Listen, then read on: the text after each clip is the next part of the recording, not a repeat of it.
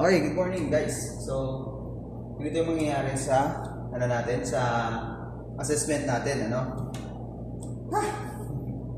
Alright, so lagay muna natin siya sa setup, then voltage from sure. Then we're going to move to assessment, begin, custom, and then PPD assessment 3. Kasi madami na tayong ginawa. Okay, so before you start, I highly recommend na basahin nyo itong test title, test aim, initial situation, tapos itong mga to, kung ano yung final situation nyo din. So ang final situation niya is main engine, cylinder number 5 should be rectified, as well as TC number 1 air filter and TC number 2 air cooler. And after rectifying the problems, main engine should commence back to C passage with 89 RPM and above. Take note, dapat naka 89 RPM siya at mas mataas, or 91, 90, basta mas mataas siya ng 89. Okay, after that, you can close it. And then, we're going to start. Now, how can we start? Ang pinaka-goal natin, ang task number 1 natin is to monitor the main engine. How do we know na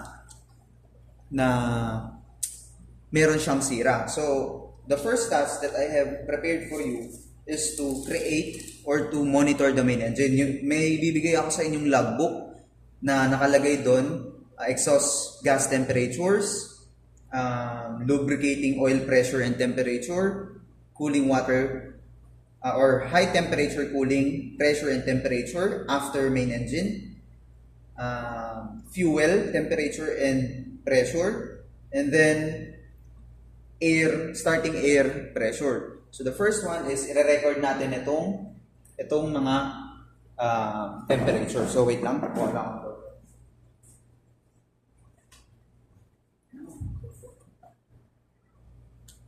Okay, so doon sa logbook natin, meron siyang parang ganito na folder, table. So meron siyang main engine, exhaust temperature, 1, 2, 3, 4, 5, 6, 7, lube oil pressure, lube oil temperature, fuel oil, HT, cooling, starting air, parang ganyan. Dito sa blanco na to, ito yung remarks natin. So dito sa remarks na to, dito natin isusulat yung mga, for example, merong alarm during duty during watchkeeping, may alarm.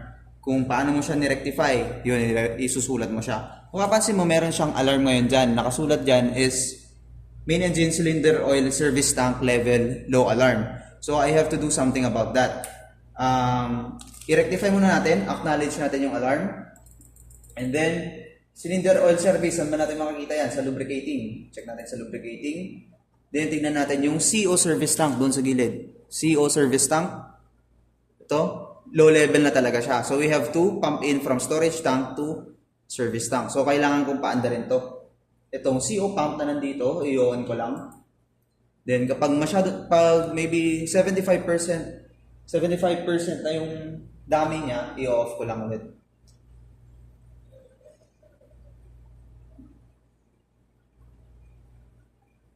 Okay.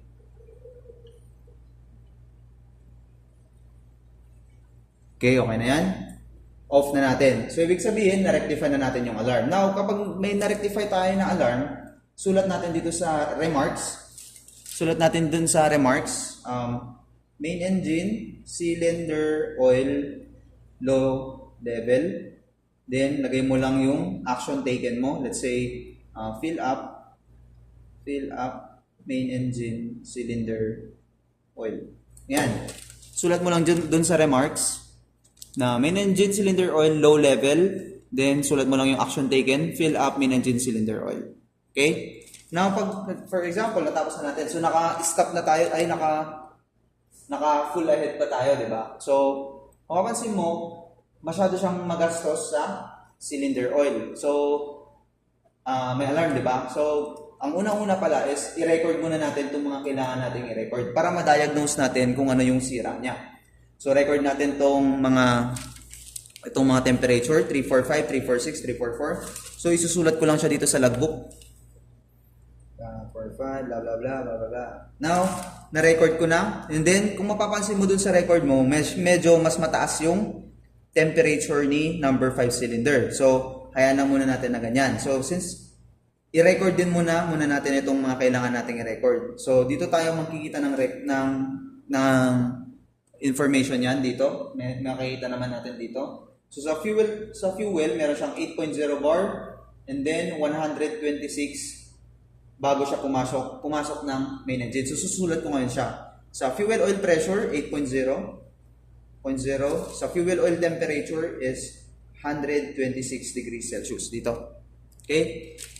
Next naman dito is yung lube oil pressure. Hanapin ko lang yung lube oil. Ayan. 3.5 at 42 degrees. So 3.5 at 42 degrees Celsius. Now, dito naman sa HT cooling, kasi HT yung kailangan, 3.5 at 80. After main engine yung sukatan natin dito. So 3.5 at 80. So 3.5 HT, 3.5 at 80 degrees Celsius.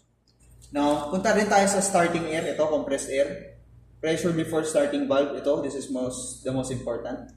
27.3, lagay natin. 27.3. Now, nakuha natin yung mga parameters niya. Ngayon, since napansin natin na medyo mataas yung number 5, titignan natin ngayon yung electronic diagram natin. Since electronic naman na itong main engine natin. So, punta tayo dito sa electronic control. Okay. Tingnan natin dito kung meron tayong makikita. Wala. Try natin dito. Process information, status, wala. Wala ako dito. So, pupunta tayo dito sa maintenance, sa taas niya. Maintenance, and then click natin yung main engine diagnostic experts. Ito.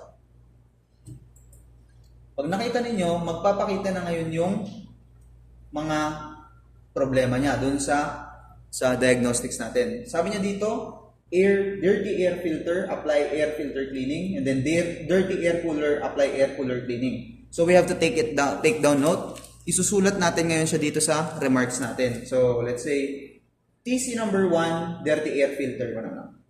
TC number 1, dirty air filter. And then, TC number 2, turbocharger yan yung TC.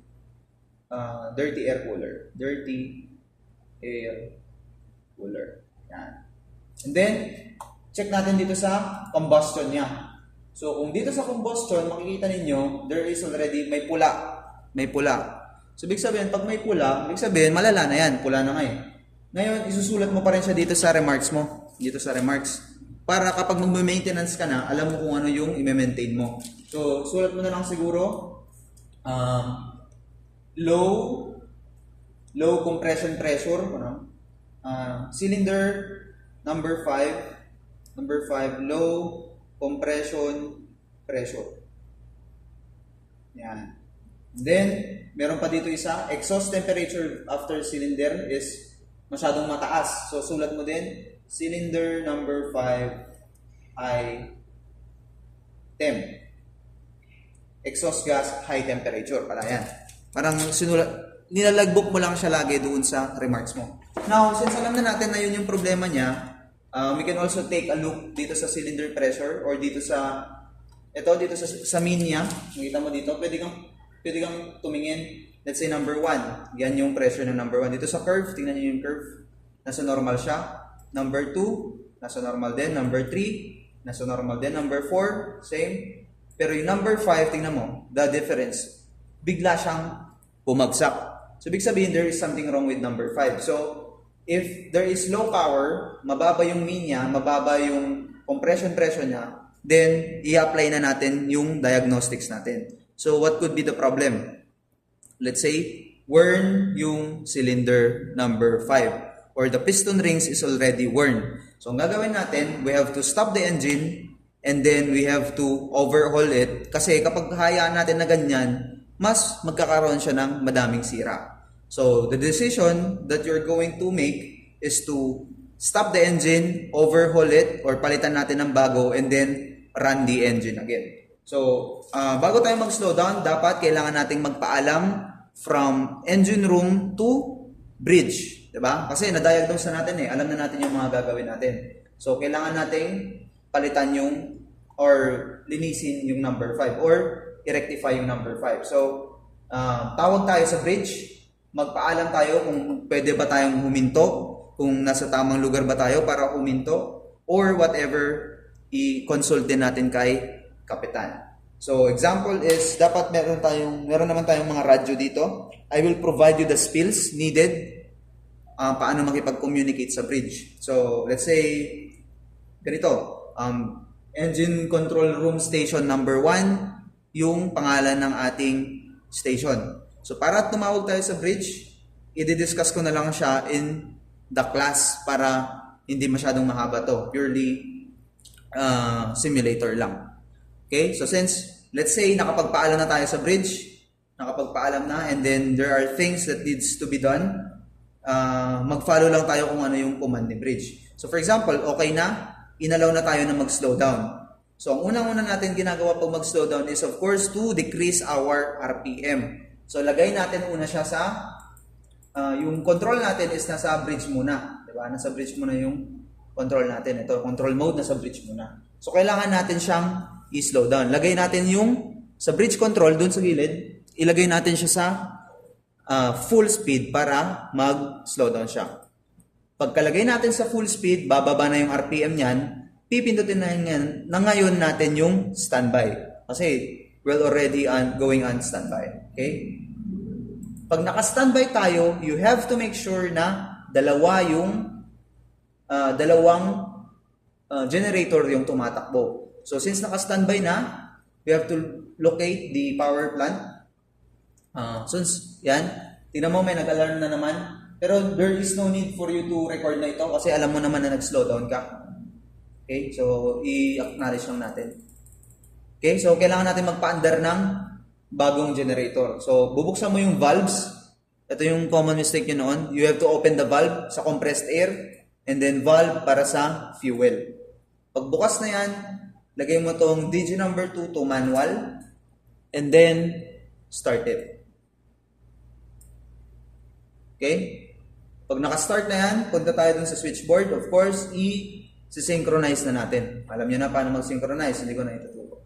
So, generator selector, DG number 2, and then DG2 breaker kapag nasa 11 o'clock siya. Then lang natin. Ito, 11 o'clock. I will press this one. Yun, pumasok na. So, pumasok na yung DG2 natin. Bakit? Para meron tayong extra load. In case na tumakbo yung mga auxiliary blowers natin, hindi mahihirapan yung generator natin, hindi siya magkakaroon ng problema. Okay? So, yun. Next, punta na tayo sa main engine. Tignan natin kung pwede na tayong mag-slow down. So, I have prepared another scenario na during slowing down, dito matetest yung loss of control from the bridge sa main engine. So, ang magiging scenario natin dito na sinasabi ko is mawawalan ng control yung bridge sa main engine natin. So, ang gagawin natin dito is magkakaroon tayo ng open communication from the bridge to the engine room para ituro niya kung kailan tayo mag-half, kailan tayo mag-full, kailan tayo mag-slow. Kasi nga, wala na silang control. So, ang magiging scenario dyan is ililipat natin yung control mode to the control room. So, lipat natin sa control room. So, naka-control room na, nasa atin na yung control. But we are dapat susunod pa rin tayo kung ano man yung command ng bridge. Kasi sila yung nakakita ng daan. Sila yung nagtitimon ng barko. Okay? So, acknowledge lang natin yung mga alarm na hindi naman na necessary. So, pag kanyan, let's say, tumawag na si bridge. Okay, engine control room number 1, you have to half speed the engine. Okay? And then, half speed. Tapos pag naka-half speed na, okay sir, now in half speed. I will discuss it to you, I will teach you on how to communicate well with the bridge. So kapag naka-half speed na tayo, simultaneously, babagsak na yung temperature ng cooling natin. So para ma-maintain natin, we have to take a look at the cooling natin and then i-off natin tong freshwater generator. Kasi pag babagsak yung temperature niyan, hindi na yan makakapag-create ng bumabagsak na, mabilis bumagsak. So, i-off natin kaagad si distillate pump. Off si distillate pump. And then, buksan natin yung bypass valve. Ito, bypass valve. Yan. Pag nakabukas na yung mga yan, kaya lang muna natin, maybe for 30 minutes or 20 minutes to, let's say, for the sake of this exercise, kahit 1 minute lang, then i-off na rin natin si ejector pump. Yan. Let's say na-cool down na yung evaporator natin. And then, bubuksan natin tong vent. Yan. Para magsingaw yung vacuum natin. Now, pag okay na si freshwater generator, may kukomanda naman si bridge. Engine room control station number 1. Put the engine to slow ahead. Okay, Cap, slow ahead. Kunam lang. Then, yun. Slow ahead. Susunod naman na yan. Until na mag-command siya ng dead slow ahead. Dead slow ahead. Dead slow ahead. And then, check din natin yung steam natin. Baka hindi na tumatakbo pala. Yan, you have to close this one. Hindi, huwag mo na lang i-close pala. Yan na lang. Okay, balik tayo kay main engine. Yan. So, stop ahead. Stop the engine. Kung ni Kapitan, stop the engine. I-Chief, stop the engine. Ngayon, kung mapapansin nyo, yung shift speed natin is nasa 13.6 knots pa rin. Sobrang bilis pa rin yan. Meron siyang momentum. Now, ay kailangan nilang mag-drop anchor. So, baka magkakaroon ng command si master na i-astern yung vessel. So, kung mapapansin nyo, since huminto na yung main engine natin, nagkaroon siya ng alarm na low temperature. Pero okay lang yan, since hindi naman na siya tumatakbo. Okay? So, let's say, nag-command siya na dead slow astern. Okay? Cap, dead slow astern. Yan, sunod mo lang. Then, magkukumanda naman siya, slow astern. Let's say, magbabagsak na siya ng angkla. Yan. Half astern. Full astern. Yan. Babagsak na siya ng angkla eh. Mabilis talaga yan. Okay? Magkukumanda naman siya, half astern. Half astern. Slow astern. Kung ano tumanin. Slow astern. Dead slow astern. Dead slow astern. Then, stop engine. Stop engine. Yan. Maghintay tayo na sabihin ni Kapitan na finish with engine para hindi na talaga kailangan si makina. So, kapag ganyan, let's say tatawag na naman si Kapitan, sabihin niya, okay, engine room, control station number 1, finish with engine. Yun. Pagka finish with engine, pindutin natin si finish with engine. Pindutin si finish with engine. Ibig sabihin, hindi na nila kailangan yung makina, nakadaglag na sila ng angkla. Pagka finish with engine, unang-una natin ginagawa is, alam niyo na to, bubuksan natin yung indicator cocks para pasingawin or kung meron mang excess pressure. Then we have to air blow. Tignan natin kung meron bang tubig, kung meron bang unburned gases para ma-confirm natin kung ano talaga yung sira ng ating makina. So pagka nakabukas na indicator cocks, punta tayo sa electronic control, unclick natin si auto, lagay natin siya sa slow turn, and then parang kadahin natin yung makina natin to dead slow ahead. For air blow to ha, air blow. Yan, then stop lang kagad. Yan. Okay, naka-air blow na. After natin mag-air blow, doon na natin i-engage yung turning gear natin. So, mapapansin nyo dito, naka-disengage pa. So, i-engage ko. Yan. Naka-engage na si turning gear. Pagka-engage si turning gear, of course, papaikutin pa rin natin siya gamit ng turning gear motor. Ito. I-ahead ko, maybe around 1 minute to 2 minutes. 1 to 2 minutes, sorry. Okay, after that, off nyo lang. Let's say, naka-turning gear na siya. So, after natin ma-turning gear, i-shutdown na natin yung LWAF natin. Para kapag magbabaklas tayo, wala nang sisirit na fuel, wala nang sisirit na water, walang sisirit na kung ano-ano man. Ano? So, punta tayo kay lubricating oil. Papatayin natin tong pump na to. So, ito yung ano niya, circulating pump. Off din natin yung isa. Kasi baka biglang mag-cut in eh. Yan. Pag may mag-a-alarm, hayaan mo lang, i-confirm mo lang siya. Same as to with LOHPS, off mo lang din yung dalawa. Okay? Pag naka-off na yan sila, punta ka naman ngayon kay cooling water. Ito, fresh water diagram. Papatayin lang natin to para walang papasok papunta kay main engine. So, off mo lang siya dito. Ito, HT pump. Off. Huwag niyong patayin to ha, kasi this is one is very important. Cooling ito ng generator natin. Huwag niyong patayin, yung HT lang. Okay, confirm mo. Pagka-confirm ng mga alarms, natural mag-a-alarma yan kasi nga nakapatay sila. Punta tayo kay starting air. Sana yung air? Compressed air. Ito, close lang natin itong mga valves na to. Kasi ayaw natin masiritan habang nagbabaklas. Close, close, close, close. Yan. Pag naka-close na, confirm mo lang, magkakaroon talaga yun ng alarms. And then finally, doon na tayo kay fuel. So, fuel supply diagram, i-off lang natin yung circulating pump. Off natin si circulating pump. Itong supply pump, hayaan nyo lang tumatakbo. Kasi paikot naman yan para meron pa rin fuel yung generator natin.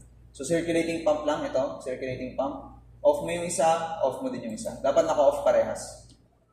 Okay? Pag naka-off na yan, mag-alarm na naman, confirm mo lang.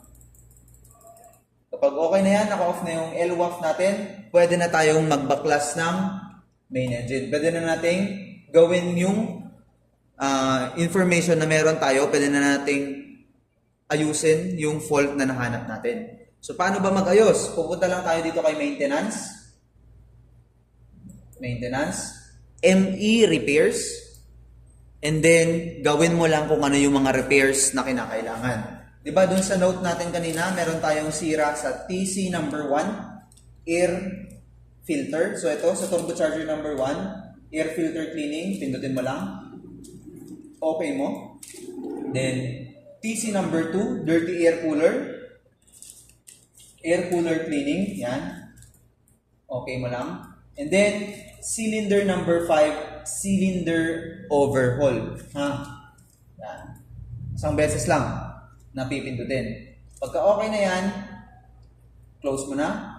Okay na yung main engine natin. Yun, ganun lang kasimple yung maintenance nandito. Pero in reality, madaming trabaho yan. Abot yan ng 12 hours. Okay? So since ayun, okay na. Sigurado na natin na na-clean na yung main engine natin. To make sure na nalinisan talaga, tingnan nyo dito sa may event log. Ito. Cylinder number 5 overhaul. Ibig sabihin, okay na yan siya.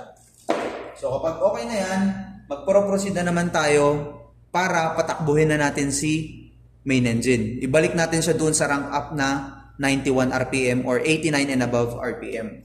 So pag okay na yan, i-apply lang ulit natin kung paano magpa-start ng makina. So naka-engage pa naman, i-turning gear lang. Before pala mag-turning gear, make sure na tumatakbo na yung lubricating oil mo. LWAF na naman ha, LWAF. So ito, bubuksan natin yung circulating pump. On yung number 1, standby yung number 2. Palagi, on number 1, standby number 2. Same as true with LOHPS pump. On number 1, standby number 2. Okay, okay na tayo sa lubricating. Punta naman tayo kay cooling. Fresh water diagram. Bubuksan lang natin to. HT number 1, pump on, standby number 2. Okay? Pag okay na yan, punta naman tayo kay compressed air. Bubuksan lang natin yung mga sinarado natin ng mga valves. Ito, distributor, main starting valve, yung air control delivery valve, and then this one. Okay? Tumatakbo na yan. Since meron na siyang air, doon naman tayo sa, ano pang kulang? Yung fuel. Dito sa fuel. Now, pagkarating natin dito sa fuel, bubuksan lang din natin itong circulating pump. Ito yung control panel niya. On number 1, standby number 2. Always, palagi. Standby yung number 2. Okay? After that, okay na yung LWAF natin. Pwede natin patakbuhin si main engine. Punta tayo kay main engine. Ito. Then, re-reset lang natin yan. Reset. Naka-engage pa. So, turning gear motor, lagay natin siya sa ahead.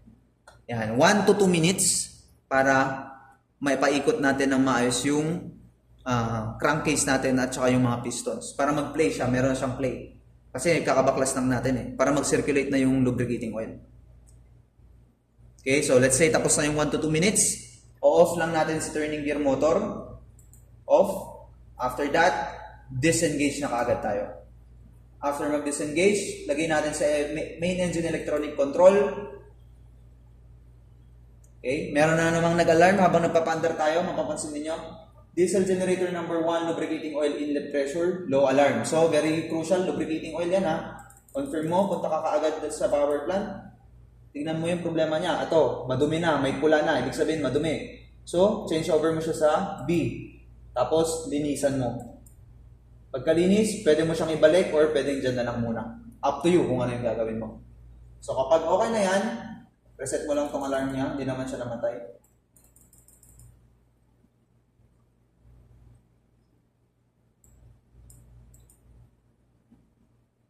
O ba't hindi nawawala? Yan, hindi pala siya na-confirm.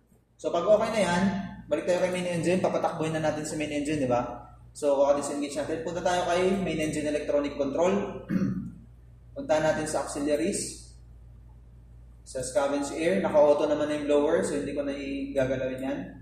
Punta na lang ako kay engine. Ipipindutin ko na lang si prepare start. Yan, prepare start. Hintayin mo na mag-pop out siya. Kasi nagbubugayan ng cylinder oil. Pag lumabas na siya, pipindutin na ngayon natin si slow turn. Pagka-pindot kay slow turn, air blow tayo ha. Main engine control panel, dead slow ahead. Dead slow ahead, dead slow ahead. Stop. Stop. Okay. Bago pala gawin lahat yan, you have to make sure, or pagka naka-airblow ka na, di ba na-airblow mo na, lalagay mo na ngayon siya sa standby. Standby engine. Kuha. Pag naka-standby engine na siya, i-close mo na itong mga indicator cocks. Sarado na yung indicator cocks. Naka-airblow ka na eh. Sarado. And then, punta na tayo kay electronic control. Ipipindot na ngayon natin si auto. Pag naka-auto na yan, punta na tayo kay main engine control panel. We are going to test the engine ahead and astern. So, kick lang naman. Dead slow ahead. Dead slow ahead. Yan, tumaas yung RPM. Kita naman. Pag okay na yan, stop mo lang ulit. Stop. After mag-zero ng RPM, or ito, makabalik siya sa zero, mag-dead slow astern naman tayo. Okay, dead slow astern.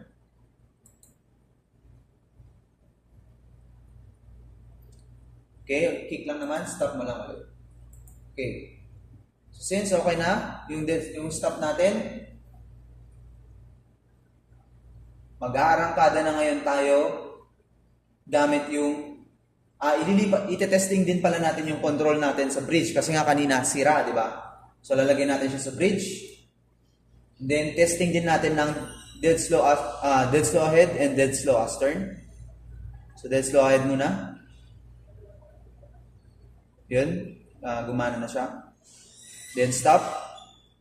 Hintayin na mag-zero, then lagay natin sa dead slow astern.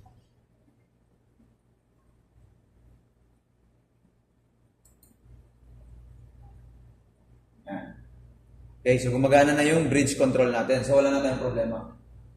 So stop lang natin. After natin mag-stop, pwede na tayo mag-proceed to C passage. So si bridge na yung bahala, kayo na pala yung bahala, ilagay nyo na lang siya sa full ahead. But make sure na i-observe pa rin natin yung paano magpatakbo ng makina. So dahan-dahan pa rin.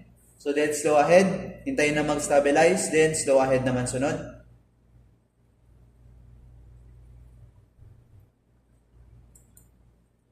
Okay, slow ahead.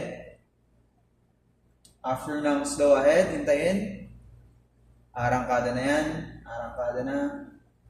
Pag stable na sa slow ahead, lipat natin sa half ahead. Yan, nawala na yung mga alarms, di ba? Kapag stable na, lagyan natin sa full ahead. Dahil lang natin mag-stable para hindi masyadong mapagod yung makina natin, hindi siya mabigla.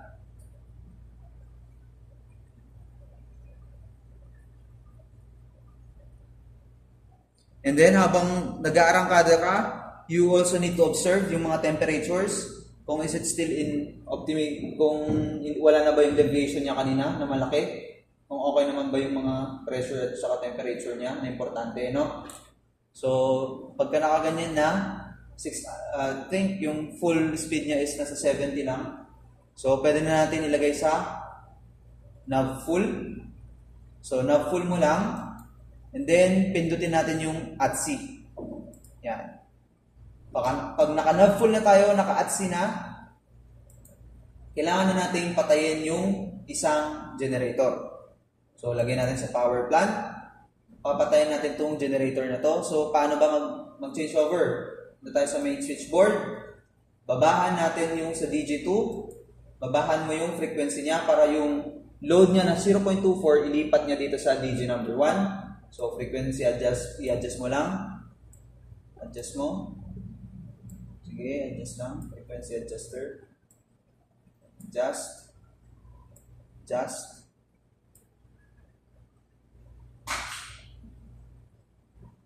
Hindi siya lumilipat Sumasama siya. Sumasama yun. I-disengage mo na lang siya.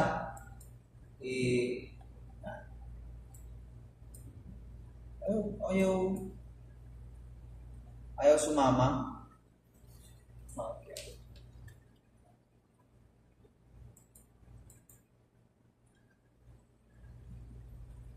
Okay, so hayaan mo na lang tumatakbo yung dalawa baka kasi mag-blackout tayo. Yan, pagka okay na, naka-stable na siya sa 91, di ba? Nakita nyo, naka-91 RPM na.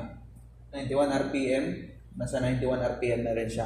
Pag 91 RPM na ulit, you have to, meron pang, dun sa logbook ninyo, meron din siyang after. So dun sa after, susulatan mo rin yung, re-readingan mo ulit yung mga ni-reading mo kanina.